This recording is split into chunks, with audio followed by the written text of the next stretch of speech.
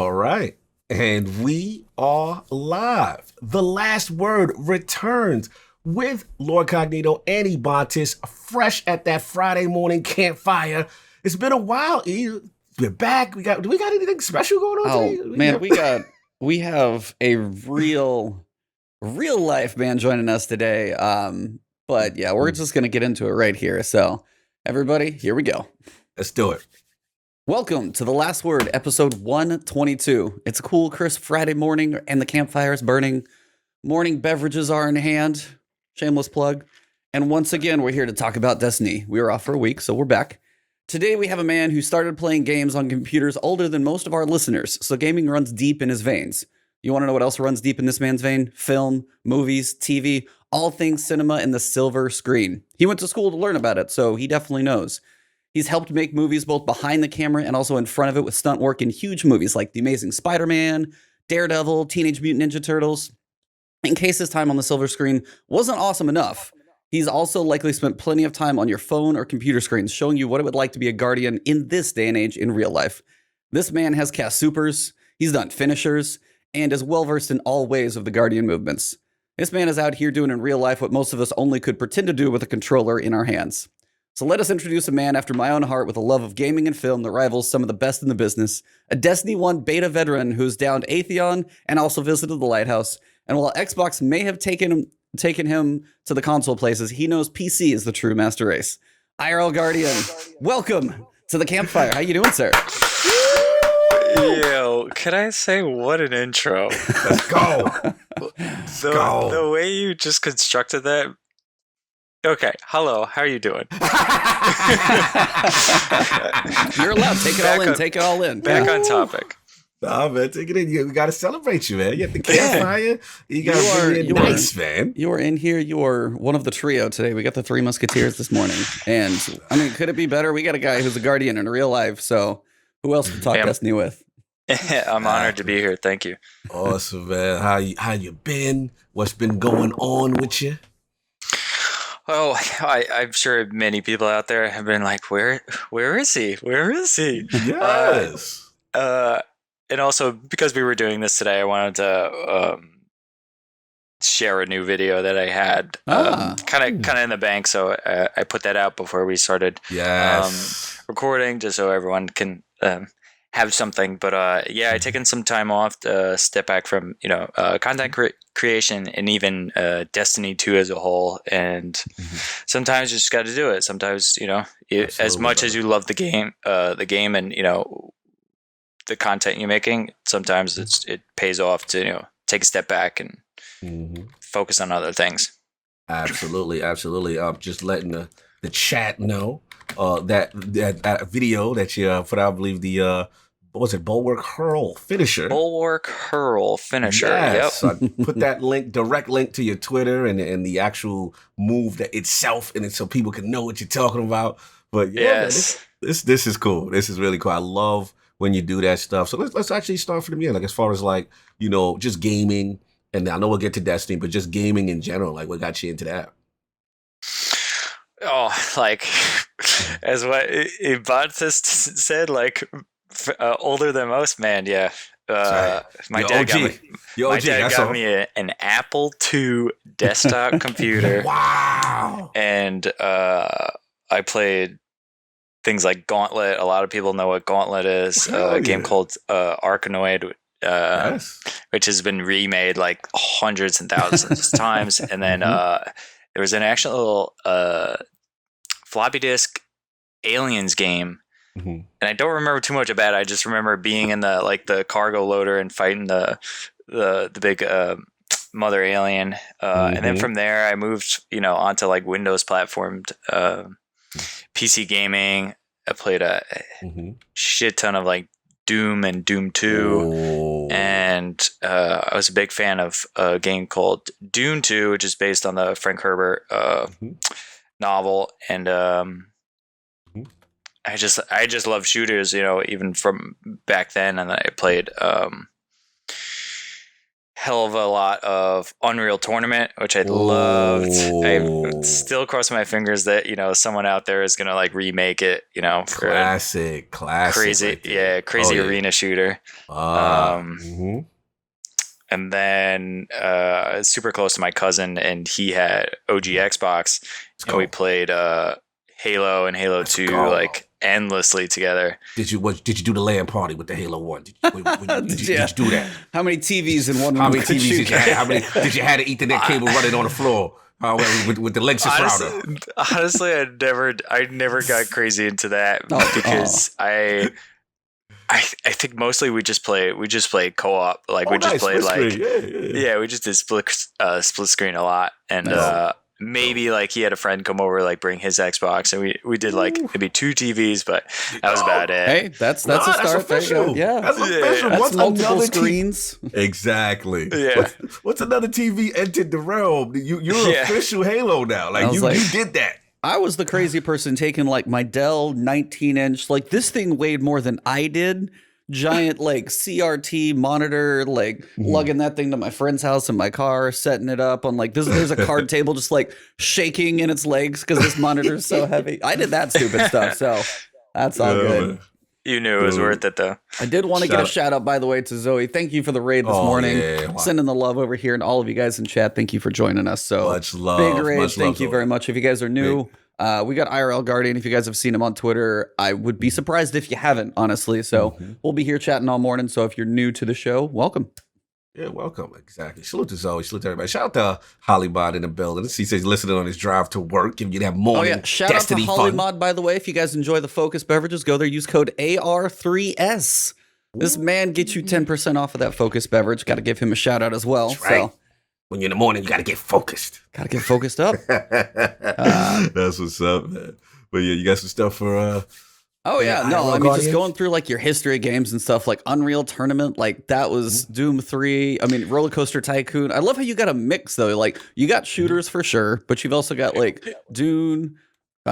You've got. I got some weird ones in there too. I was like, what else you got? What are some oddball games that don't fit? Like everybody's like shooters, and you're like Roller Coaster Tycoon. I'm like, thank you. Here we go, man. A mix. I like it. Roller Coaster Tycoon, like RTS is like Dune 2000, which is obviously there's like a follow up to Dune 2. And man, have you guys ever heard of a game called Slave Zero? I have not. So put us on. What's it about? So.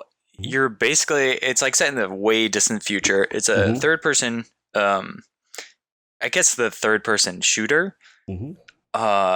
And similar to like Halo, like you can only hold like 2 weapons and you have like a third like shoulder rocket thing. You're this giant robot. You're walking around like basically fucking Blade Runner city.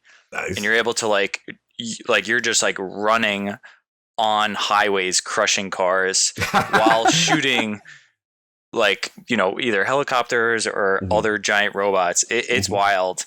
I love the shit out of that game. And then there's another game called Revolt, which is one of my favorite racers of all time. It's basically just like it's just like, you know, Crash Team Racing or Mario Kart, where you know there's pickups and you know, power weapons and things like that. I just looked it up. Yeah.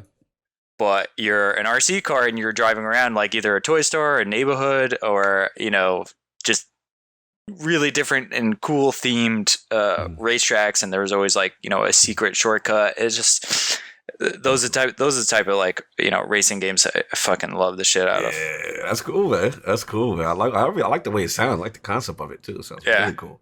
So yeah, man, you did that. You know what I'm saying? You've been gaming for a while. Then I see you moved to the 360. You know what I'm saying? Yeah, first console was 360. I was like, that's impressive. My first console. Yeah. Yeah, and then what came with it was Gears of War and Halo 3, and you were set. I was set. Midnight release for Halo 3, that was awesome. Shout out to those midnight releases, being on that line with that anticipation for your favorite game. Hey, we got midday releases now in the middle of COVID, so yes, midday releases. They're just releases now. Well, that is true. That you can try and hope to be awake at the right moment for, stand in front of the right store, or click on the website at the right moment. Because all this, all this stuff's been a little difficult to get a hold of. That's awesome. So I know like you got a little history with Bungie there with Halo 3. What was, I know it was like for you, what coming from like shooters and RTSs and such the variety of background, I don't see a whole lot of like RPGs per se or anything of that like leveling type nature. Oh, wait. I forgot to mention that. Yeah, I played the original Deus Ex. Oh, nice one. Nice. And when I was playing it, I was like, I don't know what this is about, but I look like Neo from the Matrix, and I dig that. And I went back and I actually finished the game. I was like, yo, this is awesome. And that kind of like further inspired me to get like I didn't get like the direct sequels, but I got Human Revolution, and then like I got the 2 latest ones. Trying to think of any other RPGs, but yeah, no, I was never like a Final Fantasy kid. I think I bought Lost Odyssey on 360, but there's something about it that just didn't like catch me. Just didn't grab you. It's a long haul game. I was too young and hyper for it, you know. The ADD was real. You're saying ADD was real. I got ADD is real, guys. You know, take care of yourselves out there. I hear you, brother. I hear you, man. Nah, that's cool. That's cool. And like I said, as we seen the Halo, we seen that stuff. So then this little game comes out. This Destiny thing, right? A little under the radar. This little game that I don't know, I've been playing almost 6 years. The next thing from Bungie hits the stage. What is this? So let's talk about it, man. Like what really, lured you in? What was the appeal for you, for you to be passionate and somewhat synonymous with Destiny, what you do? I think it was just the trailer came out and like, the wording in there was like creators of Halo. I was like, I'm in. It could have been a black screen with those words, and he would have been like, whatever it is, I'm sure. Yeah, it didn't take much. Yeah, it didn't take much. But also, I didn't realize how much I would have got hooked to it. Like I was just expecting like another shooter. I think no one really expected what vision Bungie had for what they were trying to do, and succeeded with Destiny and Destiny 2. And man, me and my cousin were day one, betas. Nice. I would delete the character just to grind to level 8, multiple times. I did that. Because because you could only go so far in the beta. I was like, man, I can't, like, it just felt good to like level up and like, get that notification. And get that little UI notification or something leveled up. Nice. Yeah, man, Destiny 1's a special game. It's tough to capture that whole, lifetime of that game. Yeah. Absolutely. That's what's up, man. So I'm gonna let you go. I was gonna say, I was like, I gotta ask, because like obviously we're gonna talk about Destiny. We got plenty of that stuff, but man, I have a wall of movies upstairs, and I've been a movie man forever. So same. Like as soon as I could actually, the first computer I bought that had a Blu-ray drive was the first one in my house. And I was like, I had the first Blu-ray movies in my house, and they were all in my room. And I was like, a couple of my first 3, and one of them was trash. It was like Deep Blue Sea, but Deep Blue Sea is a good movie. I was like, the first one's not bad. Like Samuel L. Jackson is a nice little monologue, but that's a whole different story. Samuel L. Jackson, LL Cool J is the chef. Yeah. And he's got that bird and everything. I'm trying to remember the guy in it. But yeah, it's like I don't know. It was just one. You said the right people. Everyone else doesn't matter. Yeah. And then so it's like I've been collecting movies since. So I have like 500 upstairs or more of like Blu-rays and DVDs that I've been collecting forever and stuff. So when I was like, to see that you make some and stuff, like where did your passion for like film and movies and everything start? Yes. Like where did that begin? Definitely super early when I was a kid. My dad was always into movies. He shared, with me at an early age, like the original Star Wars trilogy, Terminator 2. I think I watched The Matrix when it came out. Ooh. And like in '99, I just like that's my all-time favorite movie. Oh, We'll argue one of the greatest movies ever made. Oh, we here. Me and you gonna talk. That's what's up. That's my Mount Rushmore right there. Let's go. It was like chapter 26 on the DVD for the lobby fight scene or something like that, I think. Oh man. Man, I have the ultimate Matrix, DVD box set. I've watched all of that extra content. Yes. Animatrix. But the Animatrix, everything, man, bro. everything. I had Enter the Matrix video game, Path of Neo video game. I had Max Payne 1 for the PC, and PC was the only version that was shipped with a mod software attached to it, and people went off on this thing and made a Matrix game basically in Max Payne's engine. Like you would boot this thing up, and like they would even have like the loading screen, like Matrix code, like rolling down your screen. Like people went all out, in these mods, and like that was probably the first Matrix game like I ever played before Into the Matrix. But yeah, like as far as like my love for movies, yeah, my dad got me in super early, and we'd rent movies all the time from the library when that was a thing. And we had a huge library of like VHS tapes. Shout out to VHS. Yeah, VHS, where you had to put it in an actual rewind machine. Yeah, the separate. Shout out to VHS. Yeah, it would just like fucking go into hyperdrive. Yep. And yeah, man, I adored like things like Star Wars and Jurassic Park, like just those big blockbuster movies that just like Jurassic Park really holds just up to this day. It really does. Anything like that, just like that, spiked inspiration and imagination. Like I was all for. Nice.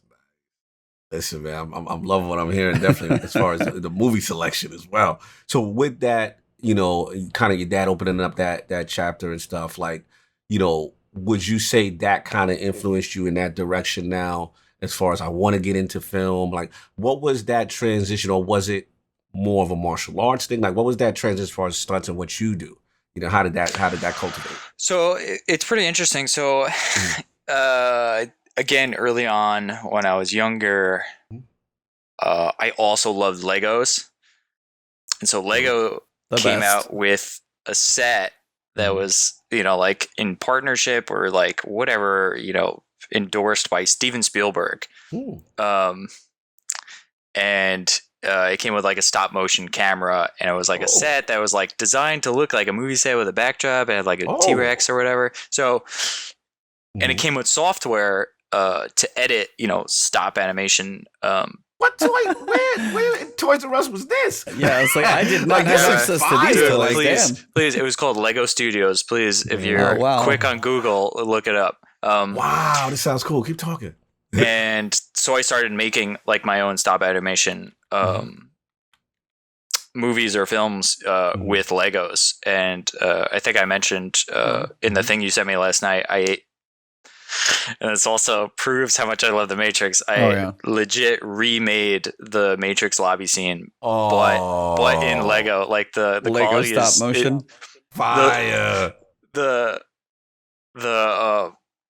quality is like dookie at this point, but it was like something where I would like run to my parents' room, like play it on my VHS, or like, okay, that's what it looks like. That's what happens. So then run back to the computer and like make it happen. Like keep referencing it over and over. It took me, I forgot how long it took me, but man, it was just awesome to like make something like that and so cool. Let it go. So cool. So you're doing that, and then.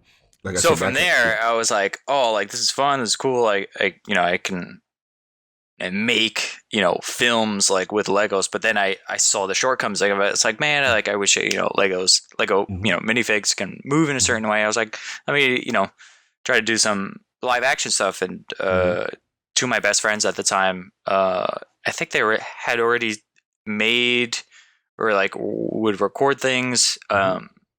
And I didn't know about it. I was like, oh, cool. Like, and I think just together we started making like a bunch of things like during like middle school and high school.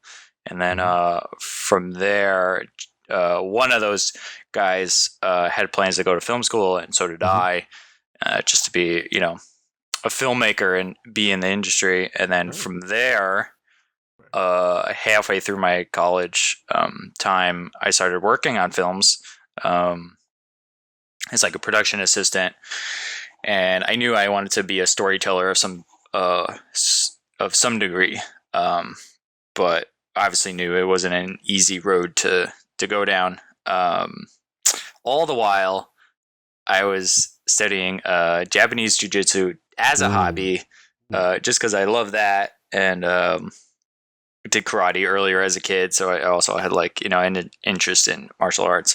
And then it wasn't until I worked on Michael Bay's Ninja Turtles that I put together like, oh wait, like I already do martial arts, and these guys are like kicking ass doing stunts. It was like, maybe I can combine these two. And from there, I just kind of make connections and joined the Screen Actors Guild, and started to kind of like hustle myself out there to be a stunt performer. And then from there, I've been keeping at it. That's awesome, brother. Like, just to hear that, that's actually a pretty dramatic shift too, because you kind of, you went from like, all right, I'm gonna make films, got with that aspect, but then you always had that passion, and you were a practitioner of martial arts and stuff like that. So that's actually an interesting transition. Then I like the smooth, Ninja Turtle drop. That was kind of smooth how you dropped that in right there. I'm gonna let that rock, but that was cool. I like that. But yeah, man, like that is so cool, that switch. And as a person who appreciates, martial arts and that stuff, it's really, cool to see, and this last before I give it to E is like, so from jumping in, like, what I feel like this, like I've talked to a couple of guys that that do stunt, and I feel like you guys are so underappreciated. There's so many aspects of it that people don't understand: the hard work, how you guys push your bodies, the things you're willing to push yourself through. That's the biggest thing, yeah. Right. So just to add on, like, tell us about that, because this is not easy, man. It is not easy.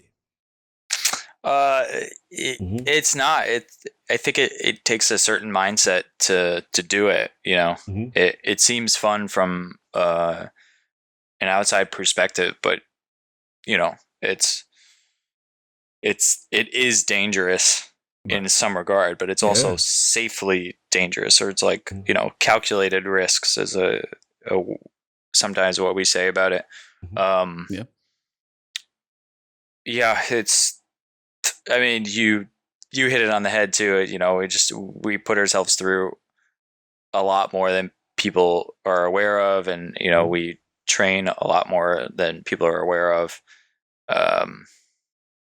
It's not an easy task. I was gonna say, for like, well, the stuff that you've been through, are there any ones where somebody presented you like a stunt and you're like, I have questions, like, what you're like, I mean, I know there can be like wire work, there can be other things, but it's like, there's some you're just like, I got a couple things because I don't want to die. Like, have there been ones that take you to that level, or have you gotten quite to that point yet? That's a good question. Yeah, sometimes, because it's funny to think about it like that, because it's like, okay, you're gonna do this, and like just like a wild comment, and it's like just left with like crickets and silence and like whatever you like your thoughts come up with. But it's usually a part of a conversation. And I've done some wild wire work and gone through glass and did fight scenes while a barn is like burning down around me. Wow. But I know it's usually presented in a way on an even playing field where it's like, okay, this is what's going to happen, and it's also I wouldn't be in the position to hear that unless my higher up felt I was prepared for it. Right. So right. most of the time, I am, willing and able in a position. But there's always something that's like, oh, that wasn't what I thought it was. This wasn't in the contract. I wasn't aware of this one. yeah. I didn't see this in the ledger. But yeah, mostly there isn't like any sort of like curveballs. Okay. Which is good. Probably good for you, yeah. On the flip side, has there been a situation, I just want to get like stuntman culture, right? So has there been a situation where if a stunt guy or yourself refuses, right, does that kind of like put you into this like negative space where it's like he's like, oh, well, he's that guy. We'll go look for guys that's more willing. To some, I hear what you're saying. Yeah, to some, some have an older mindset, and people, think that you should just say yes to everything. And at the end of the day, like you still have to go home. You still have to like go to sleep, or you have to walk away. Like if you feel that something is unsafe, you should be able to say no. And I know people have said no, and sometimes they get shit for it, but also some people that don't say no, and like recently a bunch of my friends who are also some people were we look at videos of like gnarly wrecks in like movies or whatnot, and some of us have been present for like rehearsals of that, and just hearing like the direction taken for some of that, like, oh, we want to like see this fall like super nasty. It's like, okay, like we see the one that like was before that note, it's like, damn, that had to hurt. And then you see the one where they're like, no, make it nastier, and then that performer gets hurt. It's like I was like, okay, like what were you looking for? Or like was it in a position where you could have like talked it out and tried to protect yourself before it was taken like a bit too far? The culture can sometimes be a bit harsh in that manner, because you're surrounded by people that be like, yeah, okay, I'll do that. Yeah, okay, I'll go harder. Yep. That's what I was thinking. I mean, I was just going to say, tying video games together, there's a debate floating around right now about a certain like company right now of like choices that they make. And it's one of those where people are always like, what company? Trying not to like open that can of worms. Tell me. Anyway, I actually don't know, but you can keep going. But generally, it's just like there are certain jobs be like, oh, like just like, oh man, it's got to be amazing to be in that role. And it's like, while it is very cool, as you're saying, it's like there are certain points where you still got to take care of yourself, and you hopefully, even though they may be like, hey, there may be 10 people right behind you who want your job. If you're not willing to do it, they'll do it for less and riskier or whatever it may be. Nice. And that's kind of a tough mentality, especially in yours when your body's at risk. You may get tired or worn out working in some other jobs, but here you're like, I'm in a risky like triple flip car wreck thing. Is like, I don't know if I'm going to come out of that one. I'm not entirely, and that's it kind of sucks that you have to, but that's some of the mentality sometimes. And it's good to hear that both sides exist, I guess, where you're like, some people do like support like the, make it a discussion for both people involved. And some people are like maybe a bit more old school, I guess. It's just kind of a shame it's still there. Yeah, it's just, it's just the experience everyone brings to the table in a collaborative industry. It's bound to happen, and everyone's not going to be, on the same mindset, especially of how much, our voices do play a factor in our creative minds. Like, people I work for, I have also been in a position where, I can kind of change, an outcome, or, be in, somewhat of charge of, performers and an actor, and, make it safe or make it not, Oh, nice. I didn't know you had that input. Yeah. Oh, that's awesome. Yeah. Pretty awesome.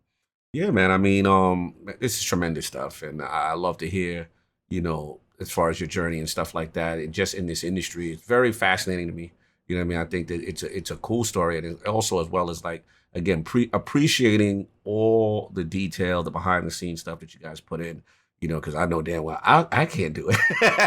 So I wanted to salute you on that, man. That is so cool. I wanted to transition as far as just another aspect of it, which is the games industry. And we know now as games get more sophisticated, things improve and stuff like that. I want to shout out a gentleman I've had on IRL podcast before, Eric Jacobus, and he's been doing that kind of stuff. And he was a game. He wanted to get in as a stunt guy. He wanted to get into the game industry. And what I noticed is, salute to him because I think he got the God of War. He was able to do the fight scenes for God of War. So yeah. Oh, are you familiar? I didn't know if you was familiar with it, but he's okay, dope. I think I met him one time at Comic-Con.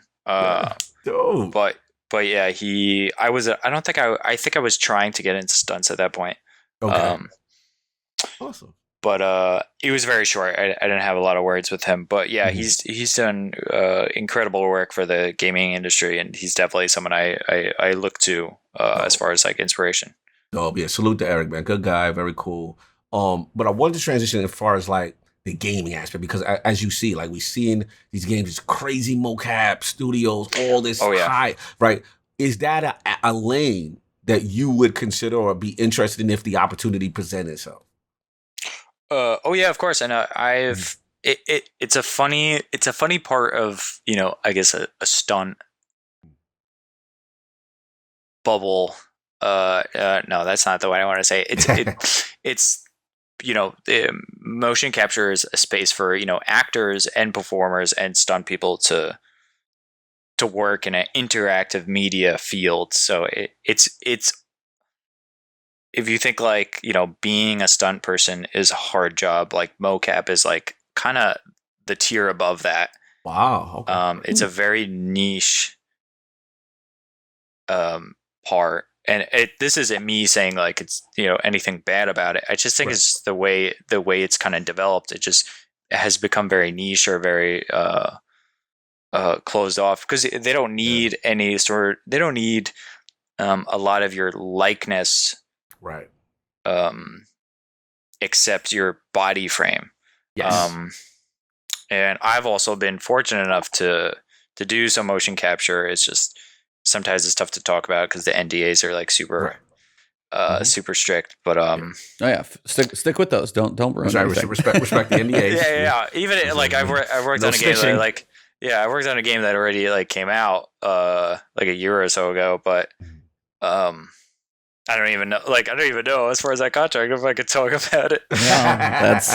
Some of that stuff is probably meant to be like, hey, there's actors in certain places, but we need you for this. Just don't tell anybody. And you're like, all right, I'm still getting paid. Yeah. And it's funny because like I would play a character in that. You could probably see it on my IMDb actually, so it's not that big of a secret. But I'd play a character and then I would play, the player. And then those devs would talk to me like, okay, we want to do it. If the player approaches this interaction from this angle, or, we have to kind of cover like all the angles that would happen in. And it's just, it's wildly different work because it's interactive. Gotcha.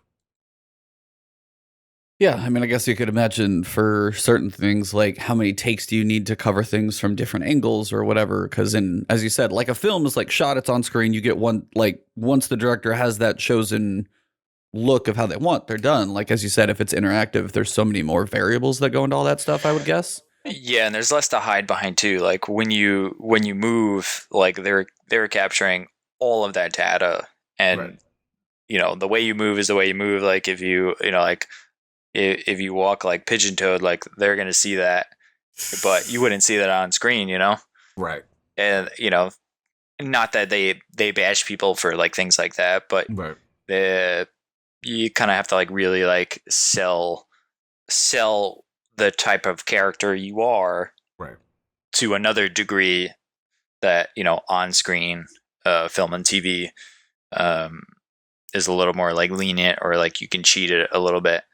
But it's also incredible work. Like I also love doing motion capture because just video games are amazing to be any sort of part of.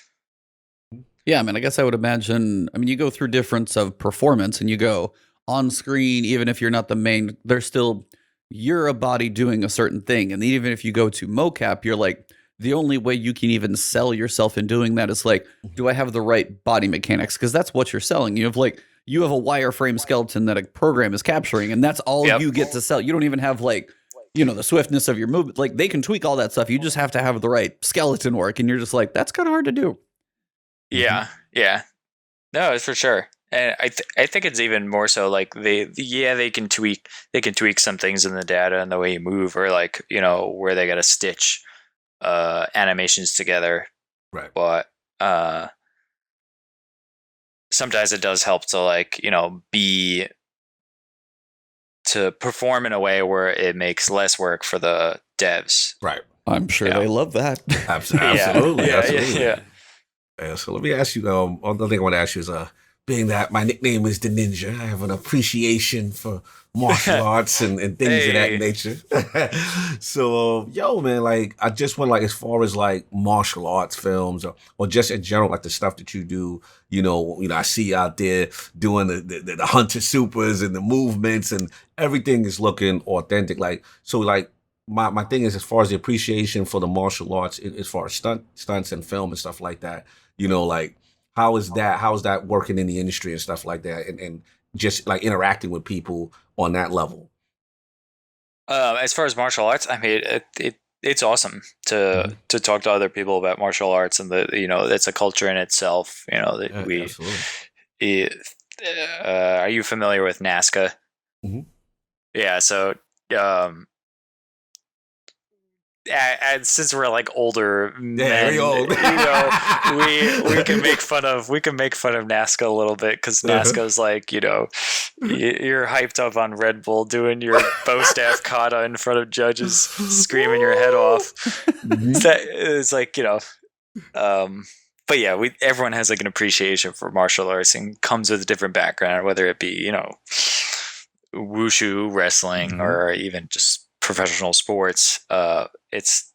It's all just so welcoming and brotherly and sisterly, that, you know, different disciplines can still like come together in one format and, you know, do their skill set collaboratively. It's amazing.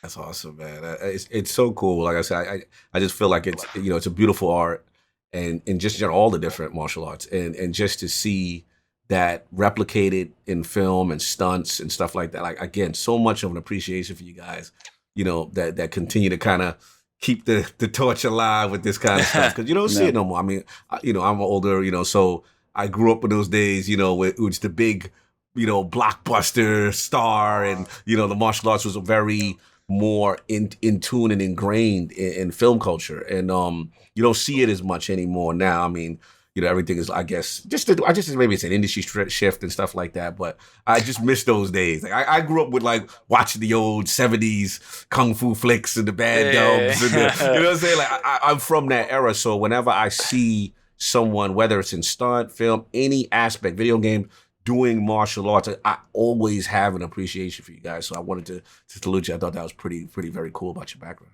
Yeah. Oh, thank you, man. Thank you. Mm-hmm. Yeah, it's like, I wanted to ask, like, so, like, obviously as a stuntman, there's a lot of actors who don't do their own stunts, hence why you guys are usually doing a lot for them. There's two that I can think of, though, and the ones you see them either go through the training, and I'm sure they don't do them all, or they are crazy enough to do some of it. Keanu Reeves and Tom Cruise. Like, from John Wick, from doing like gun fu or whatever you want to call that, and some of the stuff that you see him get to do, and then just some of the crazy hanging on the side of an airplane stuff that like Tom Cruise does. Just from a stuntman's perspective, like, how is it like to watch some of the actors not like steal your job, because there's still plenty that like, hey, it's I was like, what? No, like, but like, what do you see when you see stuff like that, and you see like the main face, like Tom Cruise hanging on the side of an airplane, or some of those, like, are you like, he's crazier than I am, or it's like, I wish I could be there too? Like, what are your thoughts when you see stuff like that? I'm just kind of curious. As far as Keanu Reeves, like, I love Keanu Reeves. What he has done with the John Wick series has been amazing, because that kind of skill set is my background as far as like fighting. So I relate to it on a very intimate level. Nice. And just his dedication to that role and how much he trains, especially for what is going to be 4 and 5 that they're going to shoot at the same time. He's his dedication, and just how his revival in Hollywood has like such a good feeling sense about it all. It's just, I mean, I don't mind him taking the work or doing like the fun action. Like stunt people are here to make their actors look the best they can possibly do. And then as far as Tom Cruise, best stunt performer ever. Like he's because he's not only an actor, he's doing stunts that, people have rehearsed, but he's doing it in a way that you don't have to hide it on camera. Like, I don't know if you guys have seen that last clip that came out for the new Mission Impossible, where he's like on a dirt bike. And just, well, I know no, not that. The new one that's coming out. He like rides a dirt bike into a gorge and just like goes off of a giant ramp, lets it drop, and then just rips a parachute out. Oh my God, he's insane. That's a Thursday. He's insane. Yeah. That's a Thursday for him. That's a Thursday. That's a Thursday. So you see that, but it's also like, keep in mind that someone had rehearsed that, they had practiced that, they had thought it out, they had gone through all the steps to make that even a thing. But sometimes presentation like sways people. You just see Tom Cruise like, hey, like, see you later. I'm on this dirt bike now. I'm like flowing down to the Colorado River. Like, see you later. But he, because of his dedication to his craft, like, he got a helicopter's license. I know. Wow. He, even for the new Top Gun, like, that's him in that. Wow. That F-18 or whatever fighter jet that is. Wow. And that makes the filmmaker's job so much easier, because they don't have to put someone that looks like Tom in there. They can make the film a better experience while having a camera on his face while he's doing barrel rolls at like G-Force 3, playing his character. It makes the experience better. It makes absolutely the job easier. And we say it all the time, like, Tom Cruise is just amazing, and not many can do what he can do. And I don't feel like he's stealing, jobs from me at all. It's fun to watch. I hope he does it for a long time, and I hope he doesn't get hurt, knock on wood. And can't wait for the next Mission Impossible. Yeah, cool. Seriously, those are awesome. So that's just like even same with Henry Cavill or Cavill in Witcher. That's him doing that sword work. Oh, I know. Yeah. What's up? Yeah. Like, maybe there's instances that he's taking gnarly wrecks and he needs to do a love scene after that he can he can't like hit the ground. Of course, we gotta savor actors for those moments, but he's doing those fight scenes. He dedicated himself. He trained his ass off. He worked out for that role, and I think that's a new wave, like what you were saying, Lord, of Hollywood and cinema as far as like martial arts and action. That's a wave that's been happening since John Wick, to see actors put in the work to take their performance to the next level. Yeah. And sorry, now I'm gonna go into a different. No, keep it going, brother. Keep going, brother. You was in Daredevil too, so I want to hear all these stories. As far as like just martial arts and cinema, it's become a lot more nuanced. It's become a lot more ingrained. Whereas it's not just like Jackie Chan doing right. That's just doing his thing against like Owen Wilson and like Shanghai Noon. It's now it's someone like Chris Hemsworth. Facts. taking out, a bunch of dudes in an apartment, for a Netflix film. That was a tough scene too, man. Mm-hmm. Yeah, it's become a lot less like on the nose, and it's like more into what the process of filmmaking is. And I guess the part that shines in headlines is like the actors really like training, but it's become a less like, okay, this is a kung fu movie. It's more like, okay, there's hand-to-hand fighting. Yes, yeah, I agree. It's just so cool to see, man. I love it to see all that stuff captured on the screen. Shout out to the Russo brothers too. They do a fantastic job. A lot of their films and stuff. I mean, I remember the elevator. Introduction. Oh my God! Don't get me, dude. I get emotional with that scene, bro. Dude, Winter Soldier is Winter Soldier's my goat. Winter Soldier is Winter Soldier is dope. Winter Soldier's my goat. That's the one with the ship too. The opening with the ship, like, because there's times you see Captain America just running around beating stuff up. That's like one of the times you get to see him just kind of kick ass, like all on his own. Truly seeing Cap for his like strength and everything, and then he's got the one-on-one, and he's like, "I thought you were more than the shield." He puts on his bag. He's like, "Dude, let's go!" And I was like, "Oh, here we go, let's go!" But yeah, the elevator too is like, just wanted to ask if anybody want to get off before we? I love the confidence in that one. He's just like, it's on like Donkey Kong, guys. Let's go. Yeah, so cool. That's good filmmaking, man. Good like filmmaking. A fly ass line and then a sick fight scene. Like that's just good time all around. Even and rest in peace, Chadwick Boseman. Oh my God, we did not deserve him, dude. Bro, he's such a special guy, right? Seriously, the thing for me, what really sold it is, like I said, what was it? The Avengers Civil War, right?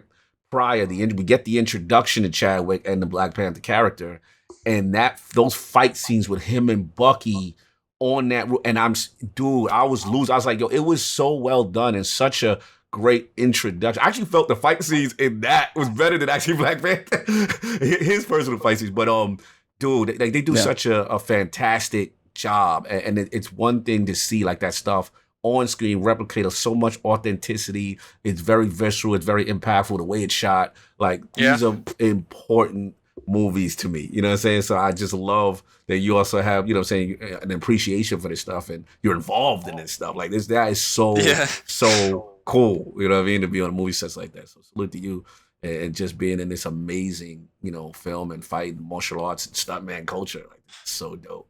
Yeah, we could fill the entire podcast with this stuff. We also like literally, games this could be a podcast. We could literally do the whole Destiny thing we talk about just too. like, But what about another hour in, and we're only. I want to ask you more about Spider-Man and Daredevil. Like, we have to bring him back. Hey, it's your show, guys. You can ask whatever you want. Destiny's on break right now. It's fine. More movie talk. Here we go. More movie talk.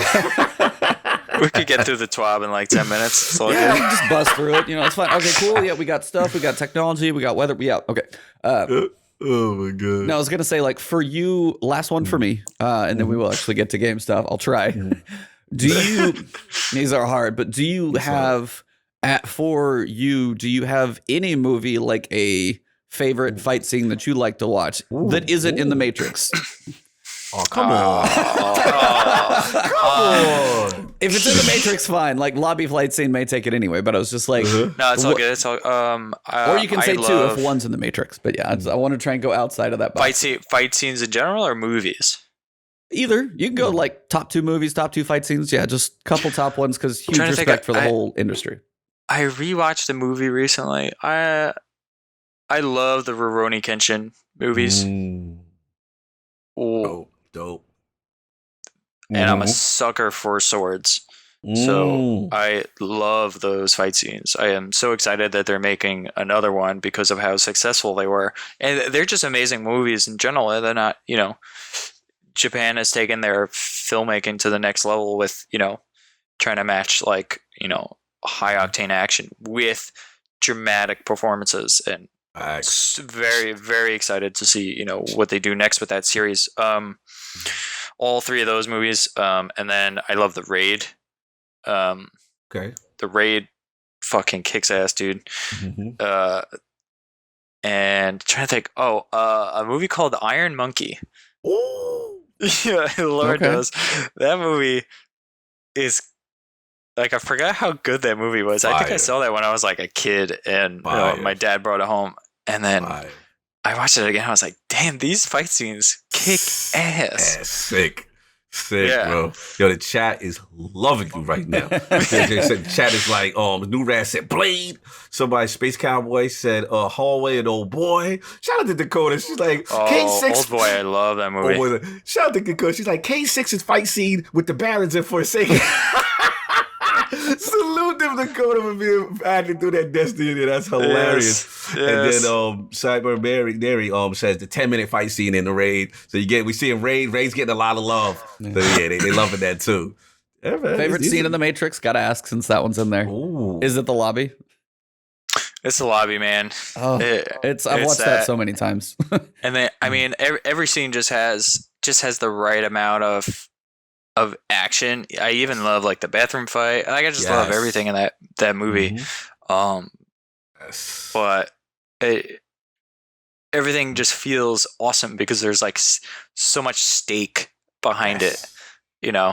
Like Morpheus sacrificing himself to fight Agent Smith for the first time just to get Neo out, which he doesn't even know is the one or not. He just believes it so hard that he's gonna headbutt his ass into fucking. For you to have that movie as like one of your goats is so dope to me because it's the same for me. And like I said, just the I know we're going off with this movie, so I gotta throw this in. I love Morpheus, the training scenes, right, and him getting his mind right to bend reality. Like you are bigger than, you know what I'm saying? Like those transitions between the technical aspect of, you're in this IT systematic program with the martial arts aspect of freeing your mind, right?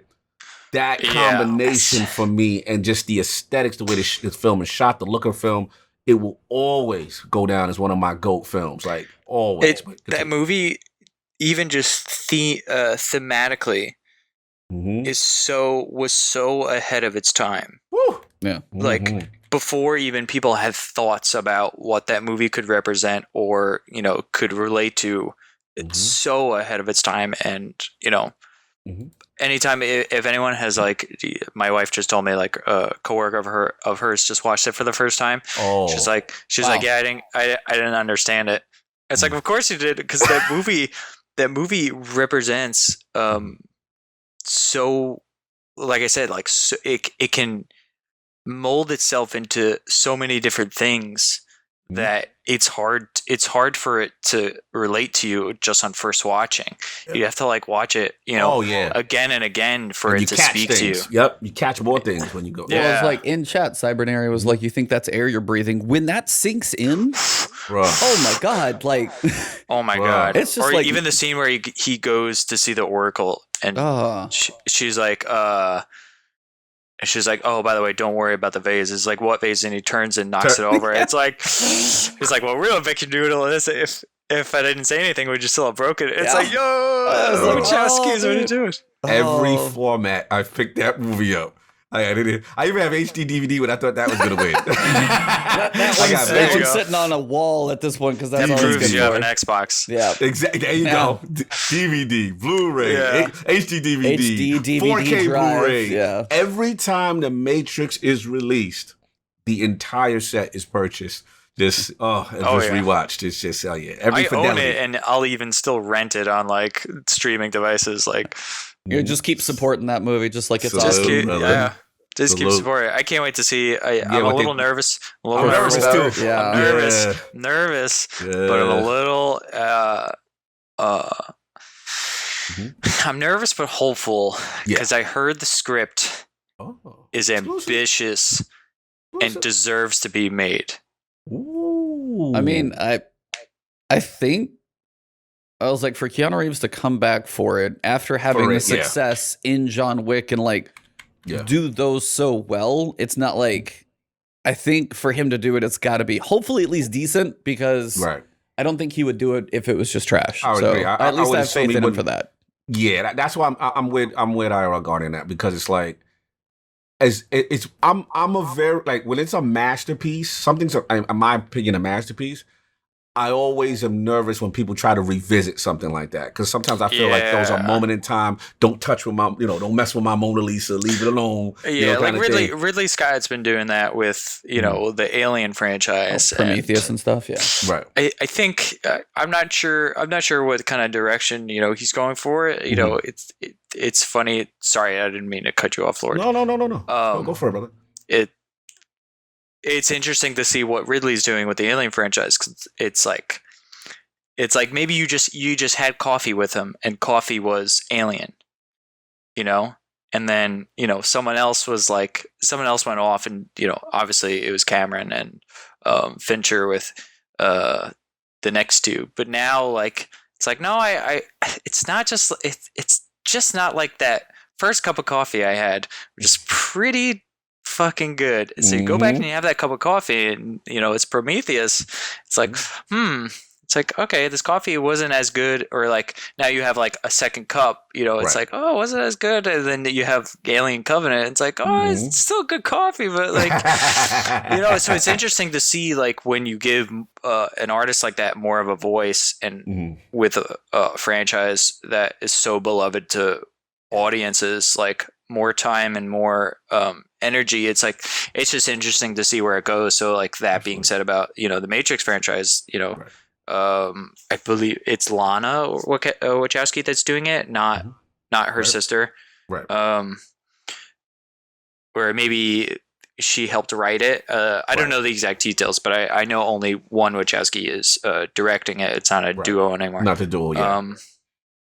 But I just hope, because it's an original creator and they know the property so well, and I think at this time, I think it's been a long time coming that Warner Brothers has been trying to push it, that there has been a script idea floating around that deserves, like, that is like a proud not a proud thing, but like, an ambitious and thoughtful idea, because the first Matrix, they wrote that like over 10 years. Yes. Jeez. And it's 2020 now, and Revolutions came out in 2003, right? So I'm hoping there's some time in there that was spent with writing this story, and it gives new meaning to the world we live in today, as far as like the themes that go with it, escaping from reality. And absolutely, like I said, we could just hope that they do it justice, and keep the spirit of the films, and that the integrity. So we got our fingers crossed, man. We just hoping they do this thing, because we all cherished that film. Well, speaking of escaping from reality, we also jump into the world of Destiny every so often. Yeah, it's that game we play. Yeah. No, man, like we could talk about movies until the cows come home. It's insane. But we were off last week. If you guys, I should put something at the beginning, be like, hey, if you want to get to the Destiny chat, skip ahead. If you want to talk about movies and stunts, first half's in there too. It's like, but honestly, man, it's been, if you want to skip ahead. No, it's like, honestly, it's been a pleasure having you. So I appreciate that. Thank you. Believe me. But we, even last week, since we were off, we got a little bit to catch up on. To start, we had the 100% chance of snow. We're going to have weather systems on Europa that like change dynamically for just while you're roaming around on the top side of the planet, for how far you're going to be able to see, what the weather effects are going to be like, the sound effects. I don't know if you guys listen to those as well. Just didn't know how much of you guys got into that you're looking forward to seeing these weather and snow effects. Like the one little tiny one in one of the Europa trailer, there's a point where he scans it like that thermal scope, and you see enemies that you would not otherwise be able to see. And I was just wondering, I was like, that actually might be a thing if you have stuff to do where the weather's actually happening. That could be a big deal. So I wondered what you guys thought about the weather. If you're like excited to see it, long time coming, don't have too high hopes. What do you guys think? What you think, man? What you think? I'm excited. It makes me ask the question, are they going to add something to that, to existing worlds, or maybe it's just going forward? Are they going to, now build that into new destinations? I think that's awesome. And what a cool idea that, a snowstorm can blind you and you have to, either it's a weapon or it's a ghost or whatever thing is going to, activate that thermal scan or whatever they're going to call it. I think that's such a cool added layer to how we're going to go through a new world. Yeah, absolutely. Yeah, I'm with you, man. I mean, for me, it's one of those things where I just love when they add new systems or new tech, and it seems like that this is a part of that with Bungie with Beyond Light. So, just to see how the weather changing and these systems now being added to Destiny, it's pretty cool. You know what I'm saying? We're seeing the game evolve and seeing how that affects, visibility and how we deal with characters and stuff like that. And I can't wait to see the implementation. You know what I'm saying? I love the idea of a weather system in Destiny. So yeah, this stuff is pretty cool, man. I'm just excited that whether it's due to the Destiny content vault or this upgrading or fixing of the engine, that we get a chance to implement new things. They've been experimenting.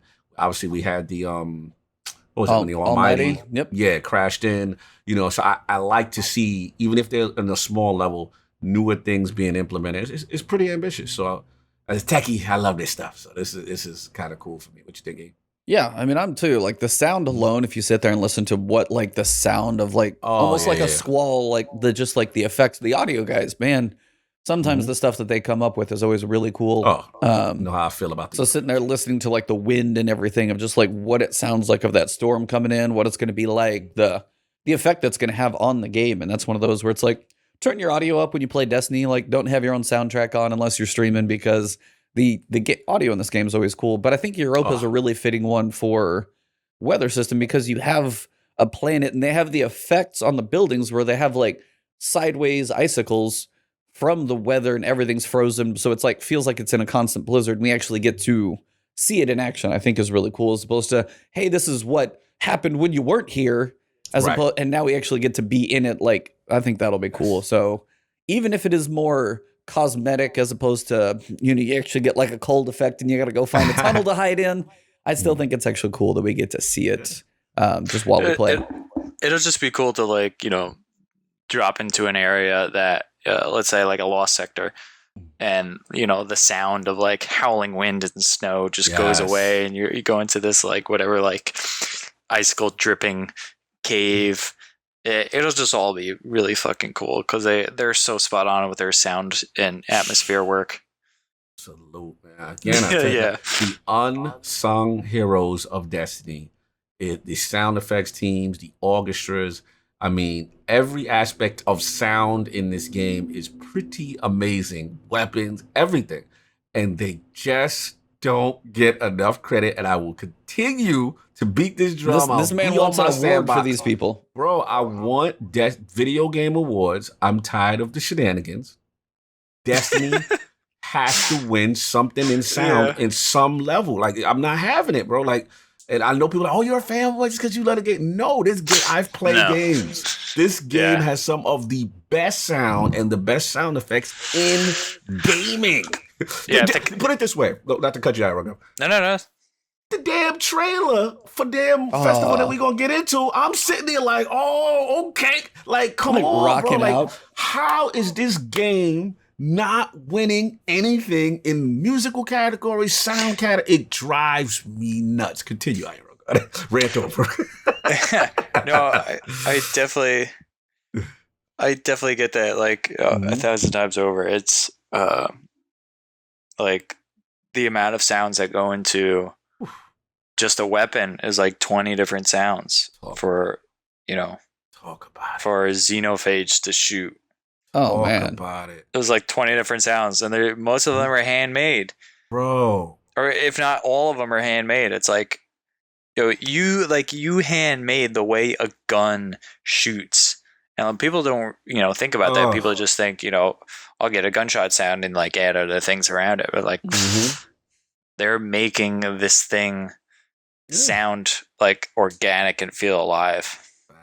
Facts. Just the distinctness, and also. Last point, number one, is just like it's so good that you don't even have to see. And sometimes if you're with someone in a fire team, let's say you're playing with some blueberries, right? And you're in a fire team about to do a strike. You don't know what's going on, but you can hear, you're like, oh, this guy's using like this gun. You can hear based on the sound, the distinct nuances of each gun. You can now identify what someone is using as a weapon. And I think that's just so cool. Go ahead, E. You were about to say something. Yeah, no, I mean, that's all of it is like there's certain guns, even just the first time in Destiny 2, I picked up just an auto rifle like Scathelock. I'm like, that's one that always sticks out for me. And it was just a basic auto rifle. But as I picked it up and I was like, this is how this gun should sound. Like it fit really well. And they nailed that for so many different things. When you feel like an Amalon, like Hung Jury back in D1 was like an epic one, but that had its own distinct like sound to it. And it feels so, they have a special sound to them. And as you say, when you get into exotics, like the trace rifles, when you've got these laser beams and you've got, the way the rockets like to fire, when you've got, what is the one that fires two? The rocket launcher? Yeah. I can't remember the name. You mean Two-Tailed Fox. Yeah. That's my giant. Yeah. So you got like that one that goes, but yeah, it was like when Xenophage, like you hear that chink, chink, like you hear how that thing sounds. And it's amazing, brother. The sound in this game has always been really cool. The fact that they're just making it better. Always enjoy that. What else we got, E? So we got the weather earlier last week. And then for the TWAB, they talked about more of the technical side of what they're trying to do. We know stuff's going in the Destiny content vault. We also got confirmation that you're going to re-download the entire game. Yes. Now, some people are like, oh, is it new engine? They're like, no, they kind of shut that down. They're always adapting and building on the engine. They're refining things. They're building new technology. The Almighty Live event is proof of the fact that it's still the game that we're still playing. And with a patch, they put the ability to do that in the game. So, I mean, they're always adapting and going with it. They are working on things like they shifted their mission scripting to run on the physics host instead of the mission host. So instead of just knowing that'd be cool. Yeah, it's like there have been people who've kind of broken it down, but they're able to see like where things are, more what's going on, as opposed to who of this thing is alive. Like they get a lot more nuance and detail. Which hopefully maybe for one, if they have that much more like live tracking of what's going on, they're able to maybe help with cheaters. We'll have to see. So hopefully this is a thing, cross your fingers, but also allows them to do more things with what's actually happening. So they're working on behind the scenes technologies and stuff like that. So from all that stuff that you guys read about the technologies and the reinstall and the size, and that was a very technical article. I'm not going to go read it all for you guys here, but is there anything that you guys pulled out from that one that you're really excited about? Any portions that you liked? Cognito, since we know IT for sure, anything from the tech article that like jumped out at you? Oh, it's so cool. I mean, for me, one, we got, like you said, we got the confirmation that obviously it's not a new engine, but it's basically, fixing things on the back end. First of all, I had no problem when they said, we got to uninstall and then, re-download it again, because I'm like, oh, you condensing my file size. I'm already a fan. like at that point, I'm like, I already like the fact that this game is going to get a little bit smaller. Now we understand content law, is going to be going into the vault stuff. But no, this is cool, especially with, the director stuff, the mission stuff, the way things are going to be operating on a technical level from a mission structure. And what was cool, E, is we got the explanation of why prophecy was going away, because of the systems are not going to, they would interfere, they would not work correctly based on these newer systems. So that's pretty dope. I just love when they lift the veil sometimes. They don't do it all the time, and I don't know if it's because things were, some things were put out there in the universe that maybe they didn't want in the universe, and they wanted to clarify.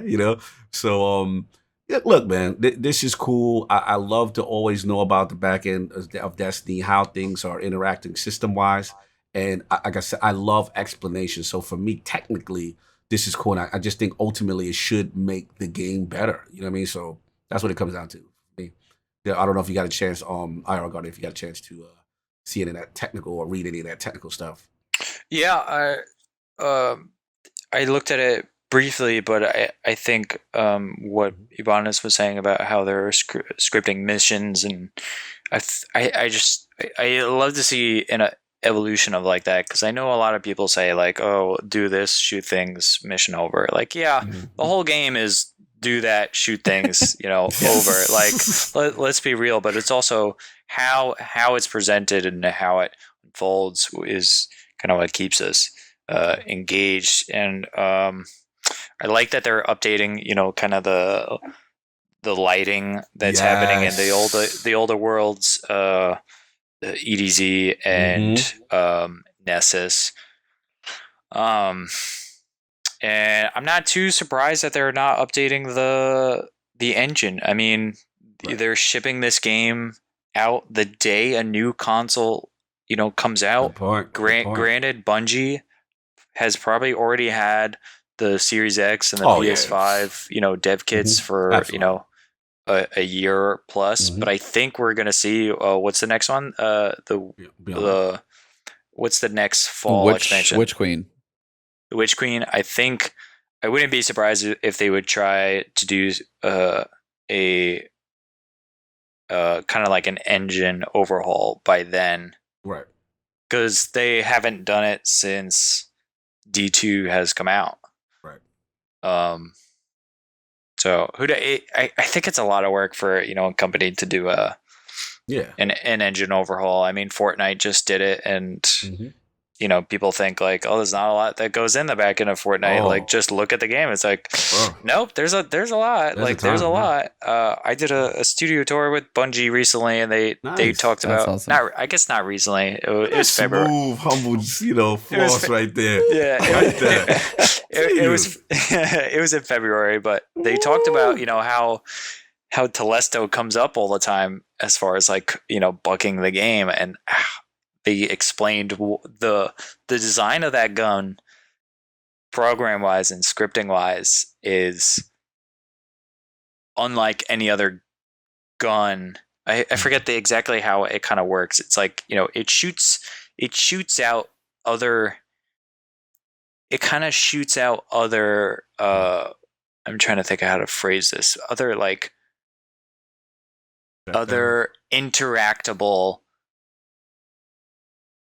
I don't want to say explosions. I want to say it in a different way, but you can kind of grasp what I'm saying. Or it's you're spreading, basically things out into a game world that can interact with other moving objects around it. So it's not that's built differently than let's say just Wardcliffe coil or a rocket that has delayed or has an explosive detonation or whatnot, a cluster bomb.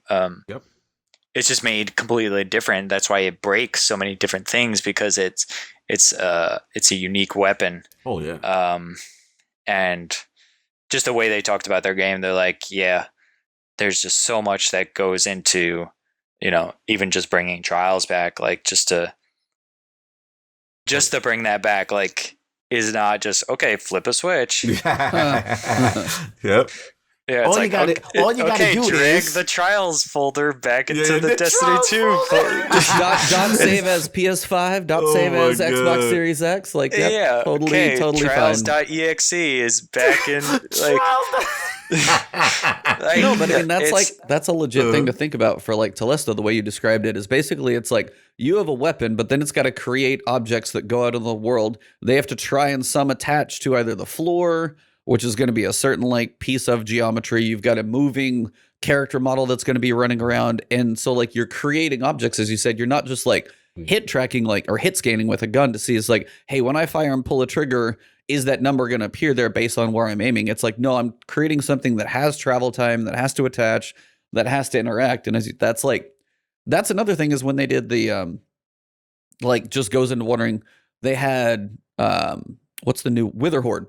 When you put when you shoot out the Wither Horde, it has the damage over time thing, and then people were switching to Mountaintop and changing the damage numbers that were ticking.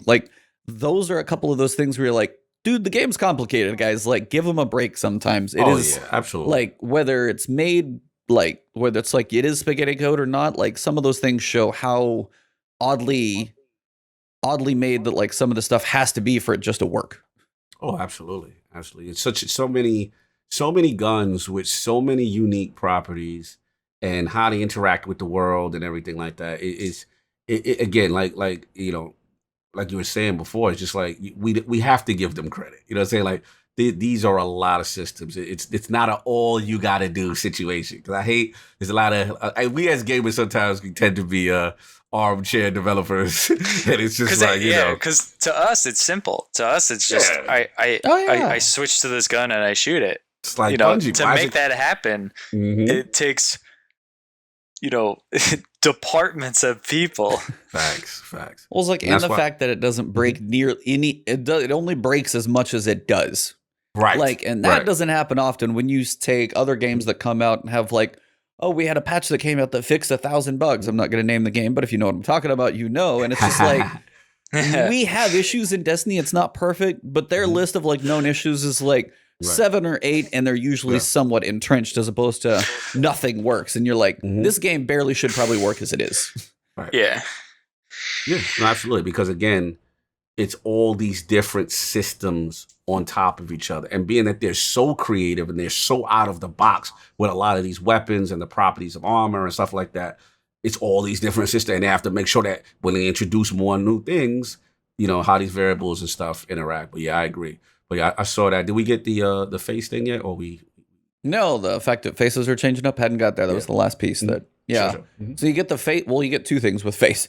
You get the face-to-face joining, or like if you're in a tower or you're on EDZ and you're like, hey, here's a person, I want to join them. You are just part of their fire team now, as opposed to having to go out, reload that instance, and then be with them. That's just a better system speed for, hey, there's somebody. It's like somebody in the tower. You don't have to reload it. You just get to join them. But for you, I'm going to let you take this one. Yeah, your face might look a little different. Yeah, man. So it's pretty much, they said they rebuilt the character face system. You know what I'm saying? So pretty much they were, talking about how they were leveraging that tech and, as far as customization. They also, what I liked was kind of cool, the IRL Guardian, which is they were talking about reviewing the existing models as far as from a diversity committee standpoint, trying to get more inclusion there, right? So I thought that was cool. And then, they just said that what you might notice when Beyond Light starts is that our Guardian's face will be different. Now, sadly, I didn't see anything about beards. I got a beard. I need a beard on my Guardian. I need some distinction. But I have to say that I'm happy that at least is mentioned that the systems are being worked on and stuff like that. I do love the diversity aspect. I was going to give it back to Eat Out, Eat's back in reference to we love this talk. Like, this is cool. You know what I'm saying? But I want to get your thing on the still no beards just yet. I typically stay fairly clean shaven. I did no shave November once, and it was fairly unkept. Like, if I did that again, I would have to keep things in line. But no, like somebody like Eric's, the dude wants his beard. Come on, like you put beards in this game, and people are going to be like, all right, him, Briar Rabbit. There's a couple people on like bigger personalities out there. It's like, give him a beard. But again, also you look at even just some of the nuance of making hair. You can make kind of a general hair texture, and then you go look at like the remastered Spider-Man. I'm like, dude has like eyebrow hairs. Yeah. So like some of the detail that it gets into it takes a little bit more than people think. Now, hopefully maybe that's something they eventually get there if they can actually, somebody was asking in chat if there's going to be ever a barber to like redo your look. I kind of hope at some point they'd be like, yeah, we're gonna push this piece of face over here. We're gonna pull it. Like, I have no idea how they would explain that in the lore if you're just like, let me redo my face. But for an exo, would totally get it. But the other two, is they're kind of like skin, that'd be kind of funky. But I would still like to see it. I forgot you can be an exo. I mean, I knew that, but like, can I be an exo with a beard? Is it like mechanical beards like in Transformers 2? Oh God! Oh yeah, remember that? Oh Lord! Oh God! Don't remind me of the pain of Michael Bay's Revenge movies. of the Fallen. Come on, man! Oh God! Probably the funniest thing I listened to recently was, if you guys know of Kind of Funny. They do all the in reviews. Yep. I'm a fan of that series, and they did all the Transformers in reviews. It's just hilarious. The first one has a special place for me. Yeah, because it's the first. Yeah, that was so, like the way they did that, the way they brought Bumblebee, like the first time you see Optimus, and like that one, they've gotten rather out there since then. There's like some moments. There's like the one, it's like the 3 like black SUVs that turn into like almost like the cheetah running ones. It's that one's I think on the third one.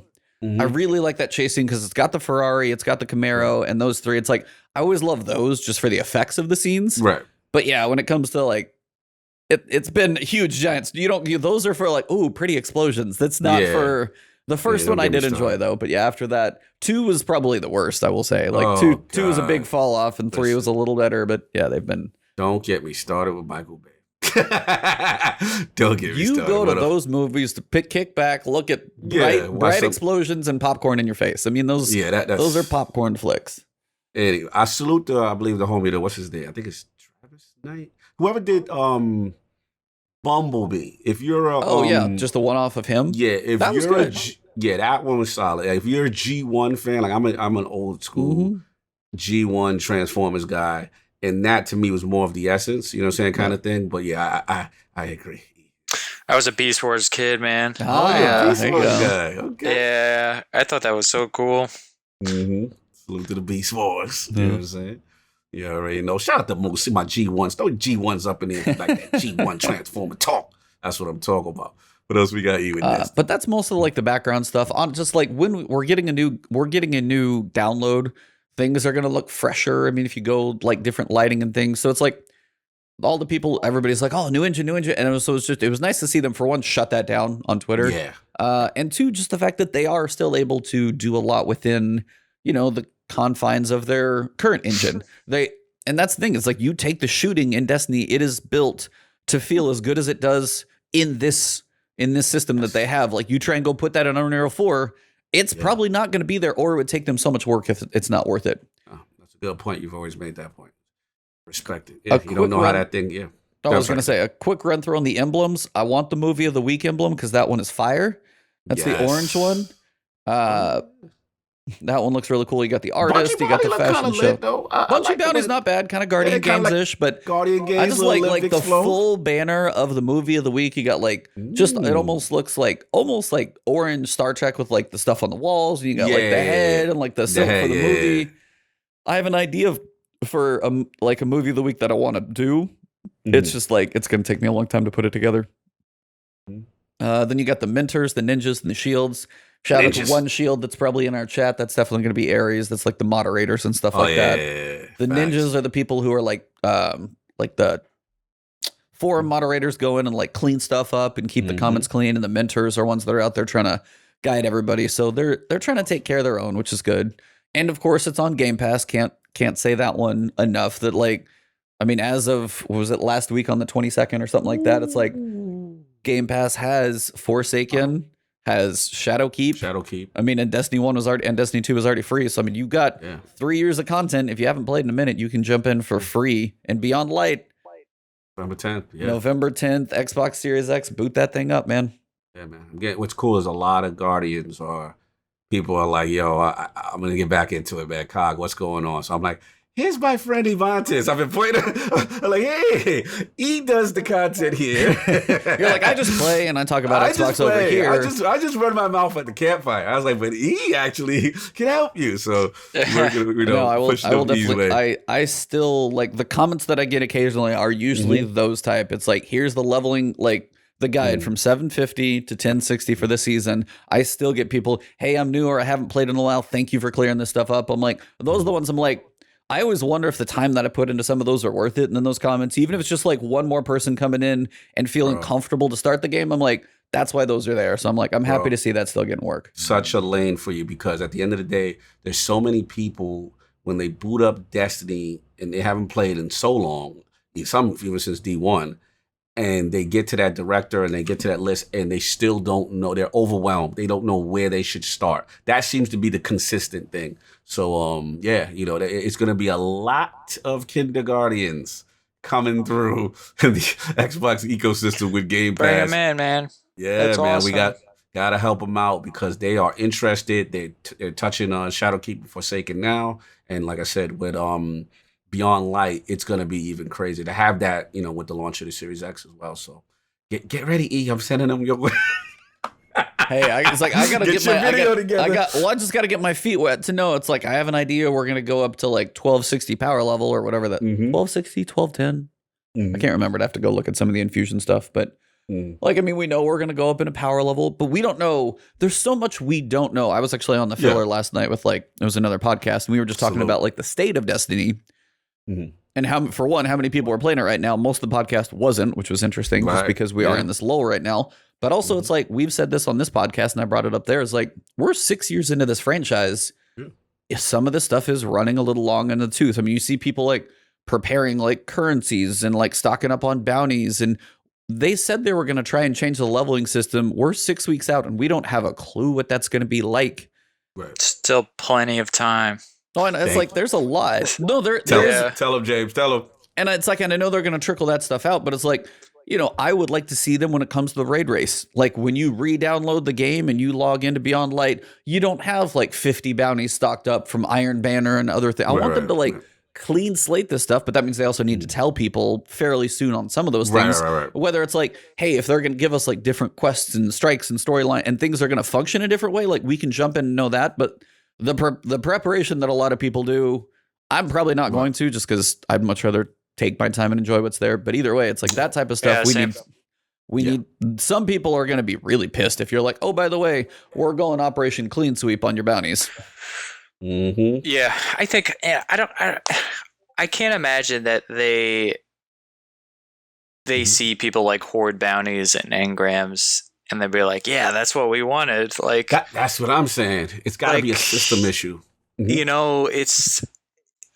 that's just people like taking advantage of the way the system is, and it's up to Bungie to change, and they can't predict how people are going to take advantage of the system and do like maximize it. That's never in a prediction.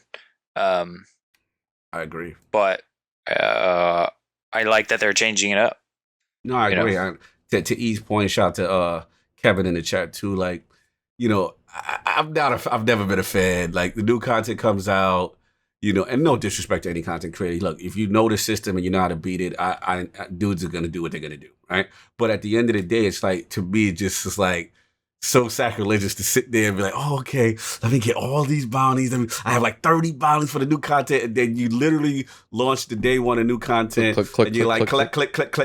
All right, I'm at max level. I'm like, you know what I mean? Like, I actually, that's what I term very pro developer, and I'm just like, that has to suck for them. Like they cannot be, like you said, IRL Guardian, in their mentality that this is how they want the new experience to be played. And these guys are out there. So, hopefully, like you said, with the new systems and stuff like that, and like I said, Kevin made a good point, if they deleted all your bounties, in your inventory, I don't have a problem with that. You know what I'm saying? Like I think sometimes we have that FOMO, we want to be at the top and stuff like that so quick, but it's just like, like if people say I've done the events, I've never done that. But the reality is just like, we just want the game to be experienced, the right way. Yeah.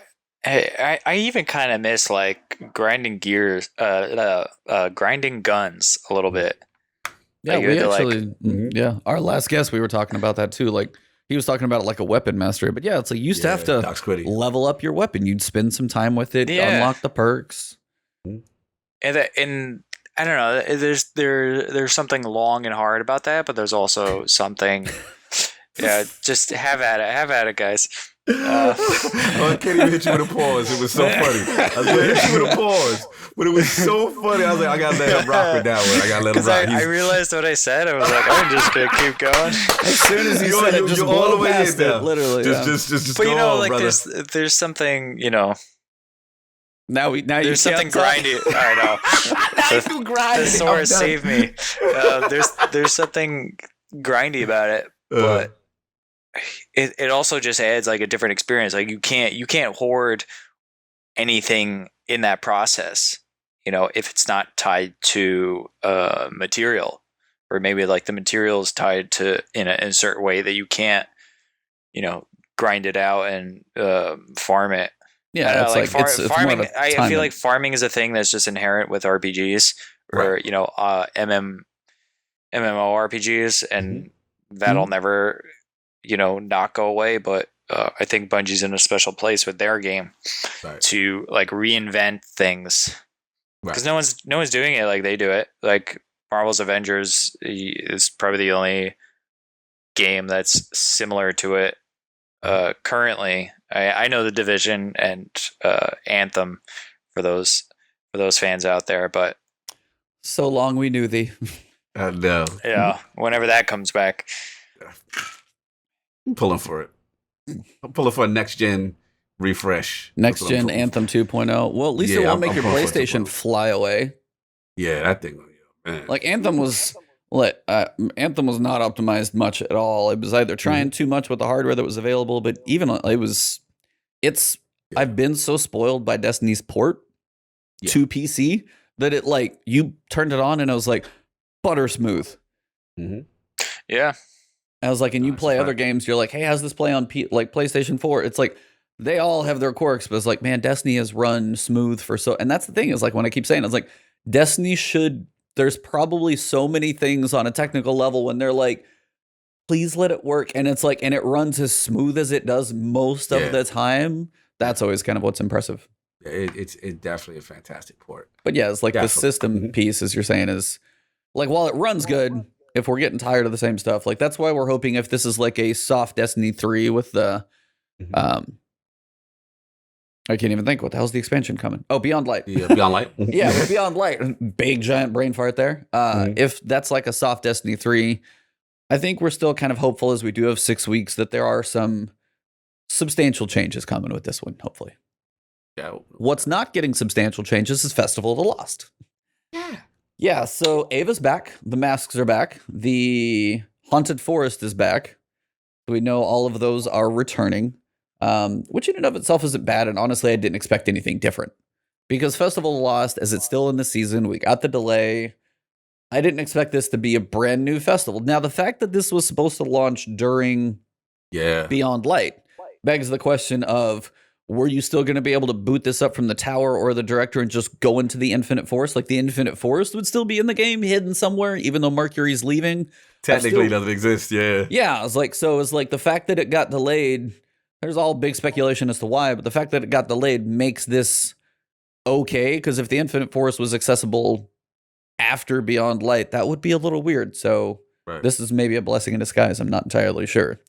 But we've got candy to earn. We've got the forest to go back into. It is going to work a little different. You're going to go to Spider, probably kick off a quest that's going to take you like, 1 or 2 runs in the forest. And then basically you're going to be getting now cipher decoders. They describe them the same way you get Umbral engrams. Just a lot of places in the game where you would be seeing legendary engrams. You might also be seeing these cipher decoders. And what those are going to do, you can hold a max of 25. And at the end of your forest run in the Haunted Forest, there's a chest for finishing it. And then there's going to be 5 chests at the end that you're going to be able to open with these cipher decoders. So you'll be able to like go stock up 25 and then do 5 Haunted Forest runs in a row.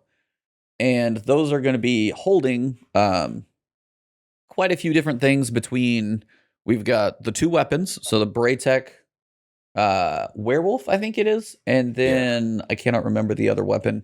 Horror Story. Horror Story. So you got 2 auto rifles, actually, oddly, but you've got those 2 that are going to have random drops. They did say if you go look them up on like light.gg or in the API, they're showing perk combinations that are not real, because I think somebody like Asda Cross was like, sorry, everybody, no double tap the trigger or something like that. So those wouldn't stack because some of that stuff would be a little broken. They said they might actually release like an official perk list come next week, which is cool. You're going to have your candy. You're going to have your masks and your bounties and things like that. So it's going to work mostly the same. We do have a couple cosmetic things like a shell, a sparrow, and a ship. They all look to be fairly mummy wrapped, which is cool. And then probably the coolest thing, as you guys said, was the trailer. The whole trailer started and played and everybody was like, I'm sorry. So I was like, I covered the basics, but I was like, what do you guys think about Festival of the Lost IRL, sir? Let's get the Guardian, man.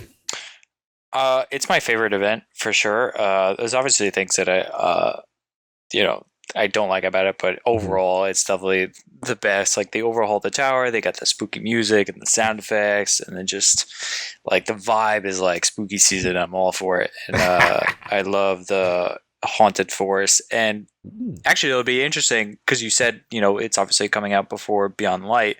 It's on a location that's going to disappear.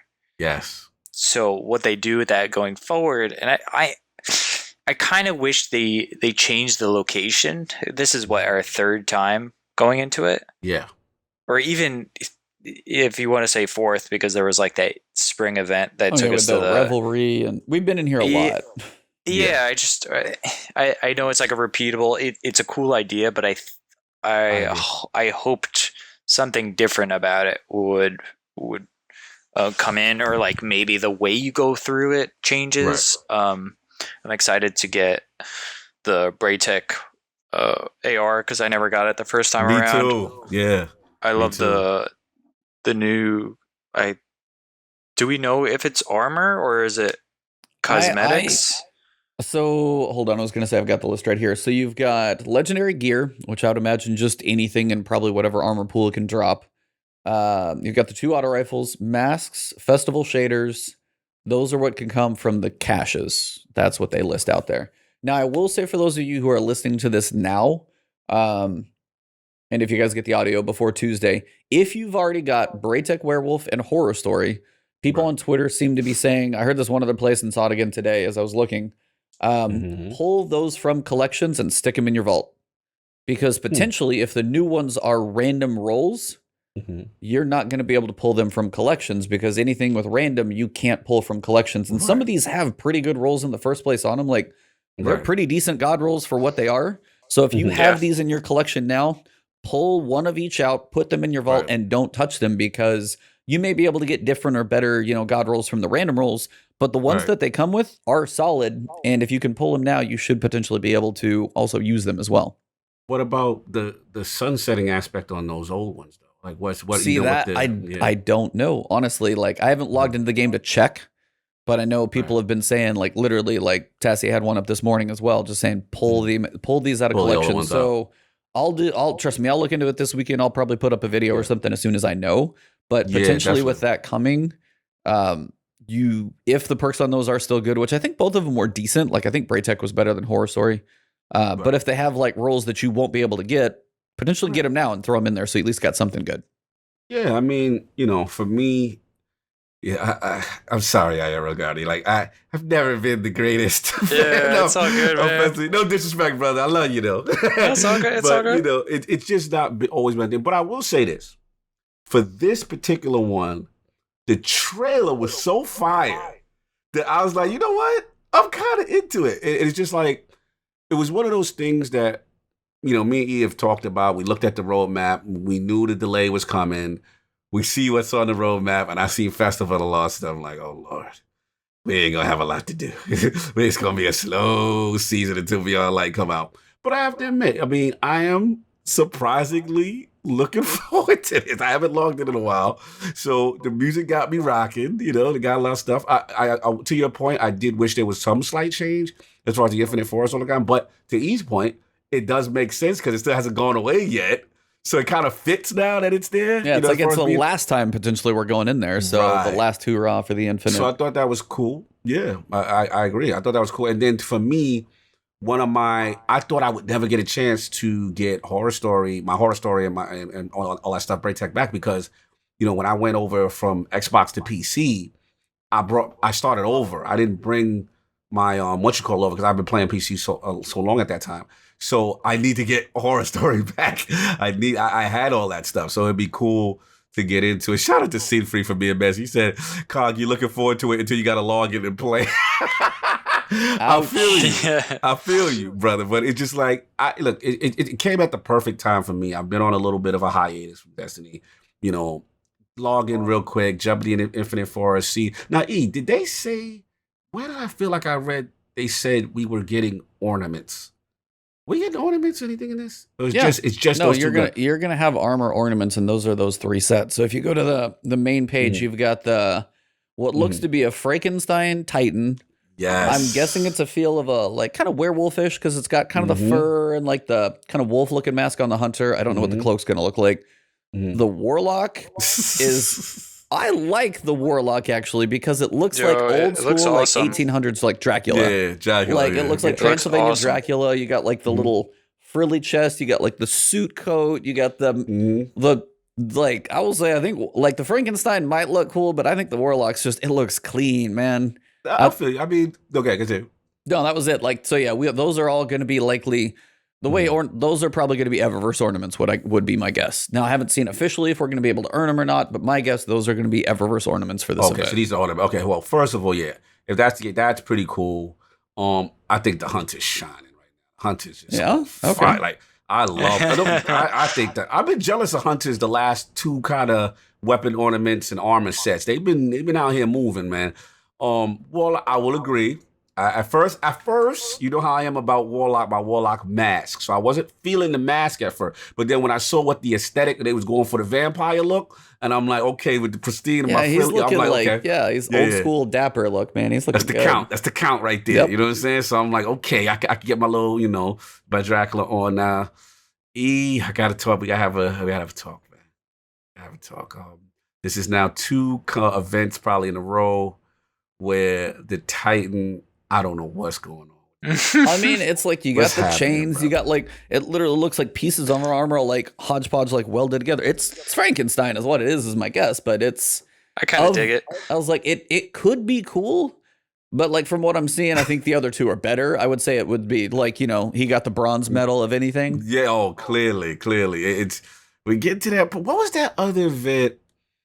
And the Titan was so bad. Oh, that was the season. That was the seasonal armor where he had like like the face looked weird and he had like the homeless coat and all that stuff. Yeah, I know.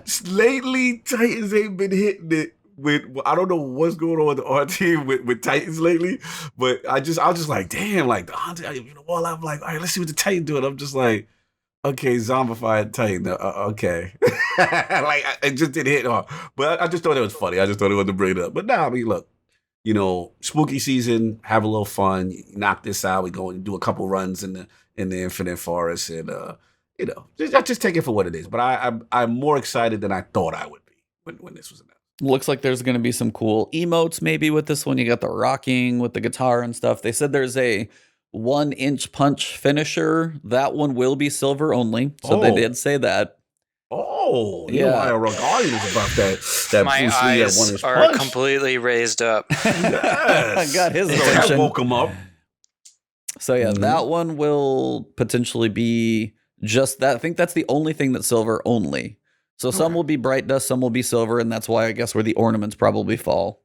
I think between the bounties and the candy and stuff like that is probably from Ava Levante, where we're going to get the shell, the ship, and the sparrow. So at least they're kind of getting better at like those cosmetic usable in-game things being more earnable. But as for armor ornaments, yeah, they still got to probably make you pay for those in one way or the other. Yeah. Still going to be 750 power level. You can go private or you can go like match made, which is always good. Other than that, yeah, it's pretty close to last year. For your masks, you've got the Traveler and then a Mummified Traveler. Yes. You've got Varix, which actually looks probably one of the coolest. You got the Stranger and a Bray. There's going to be probably some sister videos in that one. And you've also got the Bubbling Mask, which is like your head is a cauldron, and then it looks like it's like the green witch's brew is like barely tipping over the top. It looks kind of interesting. So yeah, I got to be honest. I was never a fan of the masks. Yeah, and that's like way back to like D1. I like the way I look. I'd rather have like an effect go over me. I just don't want to put on a mask and like go into this thing. I mean, I guess it's like not that big of a deal, but to me, it's like it's kind of the low point of the Halloween event. I was like, I also wish they were more ornaments, or at least an optional ornament, because like if I just want to change my look, because I'm not going to use the Masquerader's helmet because it's like 750 power level or whatever, or it's like it's trash power level, I think anyway. So it's like the mask is never going to function the way other stuff does. So it's like the masks, if you get them all, would be cool to have as armor ornaments, at least for a helm. Right. Yeah, and for the collectors out there, like people definitely people definitely like to just collect them all, and I know I kind of like you said, the event is similar to last year. I wish they just took like another step further. Okay. I wish there was just something else that like why not give us like a new AR? One more. This is like the last two. I'm with you. Trust me. It's like I said this a while ago. As soon as we saw that this was coming, though, and I was like, "Oh, this is gonna be the same. Is it gonna be? Yeah. This is the copy buff up that copy and paste. Like this is literally the drag drop. Yeah, because I mean, this is like if you're at a point where you're, this is it's like what is it? Horror like a Halloween event 2019. Double click edit 2020. 2020.exe. Here we go. Save as Tiger Engine 3.0 update save. I know it's not that, so if developers are hearing this, believe me, we're giving you a hard time. Forgive us, Bungie. But I was like, I said this was like, would you rather see them like put more effort into this or keep like make this what it's probably going to be and just keep working on Beyond Light? I'm like, Beyond Light's where it's at, so it's fine. Now I will say, Chet's talking about witch's broom as a sword. I would even take a scythe as a sword too. Oh, give me. Just more things. Sick. Like it could just be like an ornament. Like you can easily make an ornament for a sword. As far as the look, I guess it would change the shape of it as far as the like hitbox. But tangent. Yeah. No, you're on it, man. I mean, I just think the last point I'll say is just that again, just like with Iron Banner rolls around for the 35th time, and you're like, this hasn't been here for. And I'm going to be nice because we know all the resources are towards Beyond Light. So I'm going to be nice. But it is kind of... it's kind of a joke that we're getting Horror Story and, no new weapon, no different, you know what I'm saying, kind of thing. Because if you add that and you add that incentive and it's a new weapon and it's cool and it's themed in a Halloween kind of way, you really drive up the engagement. You really drive up the chase. You want people to get, I got to get that. You know what I'm saying? Kind of thing. For this to be the same, I only benefit because I missed out. But for you guys, you've got all this. Like, you know what would have been awesome? You know what's a great spot for this event? Mm-hmm. The menagerie. Okay. Yeah. Okay. Go refill that place. It's also a great spot for this event. Oh, I feel what you're saying. What is it? The part after the bridge in the fucking the Reckoning? Realm of the Night. The Reckoning. I like your idea of bringing back the menagerie in a Festival of the Lost kind of way. And this way you get the 6-player pseudo raid engagement, but not as hard, right? Yep. And it's themed towards... I'm with you on that, Ira. I like what you're doing. You're on to something. I was like, it's probably a bigger environment for them to like rebuild to like make it because like the work they do in the tower, I was like, I agree. The tower has probably one of the coolest looks because it's got the festival kind of Halloween celebration, but still got the spooky vibes to it. Like they nail the look in the tower, and like they make it like nighttime and dark and shadowy in the infinite forest. All the like, candles around. Yeah, it's great. That's always cool. But I was like, I wonder how much work that would be to rework the menagerie to really give it the quality look that we'd want. I already got the vibe though. Like you put that joint. That's why I said it. That's why I said it. It's already like dark and like green and spooky. All you got to do is like throw some music over it and have the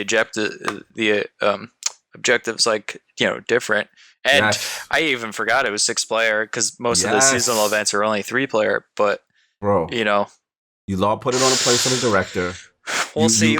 You make it like a spooky castle, like a spooky callous castle. You know what I'm saying? Like I got the vision. You know what I'm saying? And then 6 guardians got to go in there, and then you just go through. You got your rewards at the end or whatever. If there was some way they could remake it, because we admit like that's one of the ones that we're gonna miss, right? Where Menagerie's gonna go away in the content fold. That's something. But if it could come back reimagined in some way, that would be. I mean, if Eric's is coming back, then a version of Prison of Elders is there you go. Going to come back because the Reef is still going to be on the director. Yep. Mm-hmm. So maybe he gets. Hopefully, we'll see. Yeah. Confused minds. My one big win of this thing though. Yes. I want that freaking emblem. It's so good. Oh yeah. The emblem looks amazing. Awesome. Like the kind of haunted skull sitting on the pyramid. The planets and the pyramids with the dark. I don't know if I'm going to take that thing off all year long. That emblem is amazing. Like it fits for all of Beyond Light. That was probably my most excited. That was the one thing I tweeted up. I was like, the wrapped ghosts, like they look cool. They're thematic and stuff. But I'm like, no, that emblem. I usually don't care about emblems. And the first time I was like, nope, they nailed that one. It's mine. I agree. That was the one. Mm-hmm. Can dig it. But that's most of it for the Haunted Forest and Festival of Lost. If you haven't watched the trailer, if nothing else, that trailer will hype you up enough to play for at least the one day you need to probably get the stuff, because that rock music, they nailed it. I love how they use all the different rock emotes and simulate it like it's a concert going on. Those I love that. I love the energy of that trailer. Yeah. Mm-hmm. Final thing they did talk about was Direct Relief. They're back at it again. Bungie Foundation is supporting Direct Relief to provide mask medicine resources to agencies, and now they're also helping with the wildfire affected communities across California, Oregon, and Washington. So they've got the Empathetic Ghost Shell pin. That one's up. You'll get an emblem for getting it. So it's everything, all the profits from the October 1st, which was yesterday, through the 15th. You'll be able to get the emblem and get the pin. And it's usually basically all profits from that go directly to helping that cause. So, of course, Bungie always doing amazing things. And that's one thing, too, is like Bungie's made. I was talking about this on the podcast. I'm wearing my Australian wildfire shirt right now, actually. Nice. I thought about that one this morning, too. I was going through my Destiny shirts because I have way too damn many anyway. And I was like, wildfire. And then I saw this one. I was like, nah, I got to go to the Shaq's, the art one. I love this one. This one's sick. Yes. But yeah, it's like Bungie has done, I will say, and I was talking to him yesterday. We said, the game's 6 years old. We're hoping for kind of a Destiny 3th refresh and all these things. But I will say, Bungie did two things.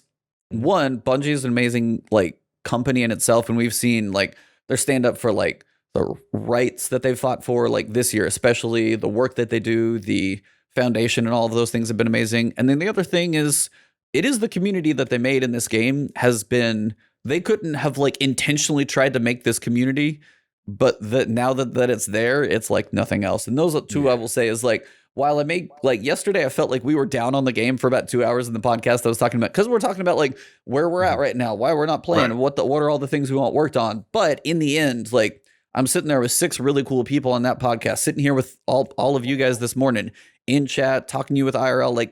The community of this game has been the most amazing part of it. And I just wanted to shout that out again. Yeah, best community. I mean, agreed. Just by far. I mean, all the friendships and people we come across, and also people obviously like IRL Guardian, all the people we've had, and just even once COVID is under control and we're able to go back into conventions again. We go to a GCX, the old Guardian cons and all that stuff. So cool to just meet people who share this passion for this game. We love it. And the things that are created as a result of this passion, the art community, the lore community. It's just so many, different community. And we got IRL Guardian out here doing these, cool stunts and showing me how to, how the hunter's supposed to look. And he's doing the finishes. And I'm like, oh, man, it's just so cool to see all the things that are birthed because of the Destiny community. Yeah. So hard agreed. So yeah, if you want to help support that one, you get a cool pin, you get a cool emblem, always cool stuff that they're doing. So check that one out. That one's in the Bungie store. We'll be there for a couple weeks. And that's pretty much it. I was going to shout out to all you guys as well. We are 5 weeks out from, when next reset happens, we'll be 5 weeks out. If you need the World Line Zero Catalyst, it takes 5 weeks to finish. 5 weeks. If you're going to do it the slow method for Outbreak, that one also can take 5 weeks as well. So depending on your progress on either of those two specific, there's some lore bucks you can't get anymore, but the 5 week window, that's one of the last major time milestones as things are about to leave to keep an eye out for. So World Line Zero, Outbreak perfected. If you're working on the catalyst, working on those weapons, your time is getting to the point where you're going to start to not be able to actually get those done. So just wanted to give that as a public service announcement as well. You have something to address in the chat. Hey, it's sit-ups. I told him not push-ups. So I can do those all day. I'm over here. I almost feel like I have to wait for IR Guardian to leave because this man I don't judge. Dude, judgment free zone. I don't judge. Yeah, this is Planet Fitness over here. We're going to give you tips on your form. This guy could probably do one arm push-ups or pull-ups, and I'm over here yeah. Anyway, you guys can talk it out to wrap this thing up, and then I will be back because I never know what's said when I'm gone, which is always a worry because I don't listen through the whole thing. So. Yo, shout out to New Rad for being messy. He got his points. He said, I got to make E do these sit-ups. You see, he respected the elbow, though, E. So as we here at the last word at the Campfire IRL Garden, we like to promote fitness, man. We like to, look, it's COVID-19 out here. You're indoors, but you can still do things. You got my man Ebontis, the cheetah out here. Look at that form, IRL Garden. What are we feeling about the elbows hitting the knee? Like, what are we feeling about this? He's got to do 10 right now? Yeah, he's doing 10 right now. He's in the back seat camera going on. Can you like do alternating where you do knee to opposite elbow? There, you know my boy doing the he's doing it. Oh, with the punch. Look at that. Look at that little martial arts training. Look at that. Look at him hitting the target with accuracy. Look at that. We're going to put some pads up there. Lord, can I have you comment on my workouts? Oh, I do commentary for workouts, bro. And apparently there's more. And they're off. So it looks like who put it a redeem make. Okay, we got some more going on. Look, man, y'all missed us. Setups, man. Look at the form. Look like low to the ground. You know what I'm saying? We getting that form. Everything is tight. Ass to grass. Ass to grass. We moving out here, man. We moving out here. We got to get you in shape. It's the wintertime. You're indoors. You can't. Some of y'all can't go to the gym, but this is a service that the last word provides, man. Look at him holding the horse stance. Isn't that kind of like a horse stance? Almost like a little kata going on right now. Look at it bounce. This is it, man. This is the type of things that E and the last word provide, man. We really trying to move. And just like that, you're back in the studio. Look at that, man. Look at that. Look at that cardio. Look how quickly he was able to get right back into form and just continue with the podcast, man. It's great stuff. I did squats instead of sit-ups just to give you variety. Where you gonna get this high quality entertainment at, bro, y'all? That's what the last word provides. I kind of regret putting those in my Twitch points thing. I'll be honest. But also it's kind of fun because you have way too much fun with it. So, I have a ball. They're evil too. You got to see they'll wait to the last minute. They're like, get them. Every time too. I'm like, oh, so we're about to son of a. Salute to the chat, man. But yeah, man, it's really cool to be back to our shenanigans. And yeah, IRL God is pretty awesome too. Mm-hmm. Kevin. No. Come on, be nice, y'all. Show's ending. Yeah, we wrapping up. You guys wrapping up now. Your boy, y'all got y'all rocks off now. Behave. So, Fest Barry got a 5,000 points. Stretch them out, y'all. Stretch them out. He gave y'all some stuff today. What's up, Part 5? How you doing? What's going on? IRL, I'm sure your body fat percentage is somewhere in like 10, 12% over there, but we all try and get to your status eventually. Listen, man, I'm working my COVID belly off, so I'm right with you. Hey, we're all in some stage of what we want to be. I like how you put that. Yeah, I was like, you're probably where you want to be most of the time, I'd imagine. So, spooky season comes with like a lot of treats and pumpkin spice lattes. So. You a latte man like me. Okay. That's what's up, but I appreciate the kind words, man. Absolutely. So, were you guys doing what did you guys do while I was gone? Outros and stuff? No, we about to do them now. Literally, wait, okay. I saved the outros for you. Mm-hmm. Yeah. So, I mean, IRL Guardian, James, Senior, awesome in-life Guardian. Thank you, man. It's been an absolute pleasure to have you on. We could talk movies and stunts and for like an entire anytime, episode. Any day, man. Yeah, you gotta bring the boy back. We spent the first half just talking about movies.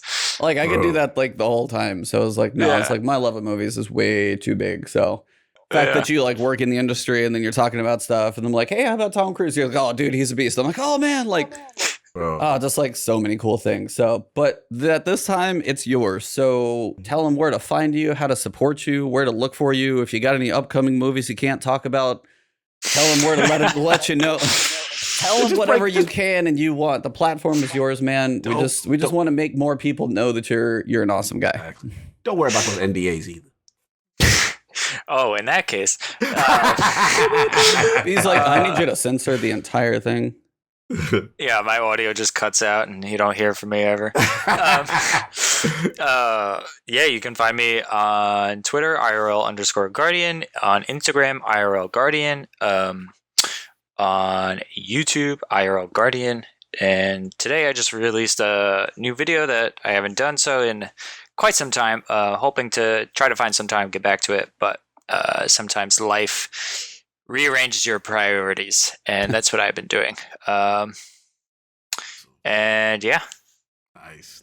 The legendary IRL Guardian at the campfire, man. Absolute pleasure, brother. Absolute pleasure. Stories. Again, we could have made it a movie cast for the first hour. It just kept on going, and just loving to see what you're doing, as far as stunt community, as far as just, everything, man. You got your hands in everything, and it's really cool to see your growth, and definitely love supporting you, and love the passion for Destiny too. So very, very cool guest at the camp. Thank you so much for having me. This guys has been honestly awesome.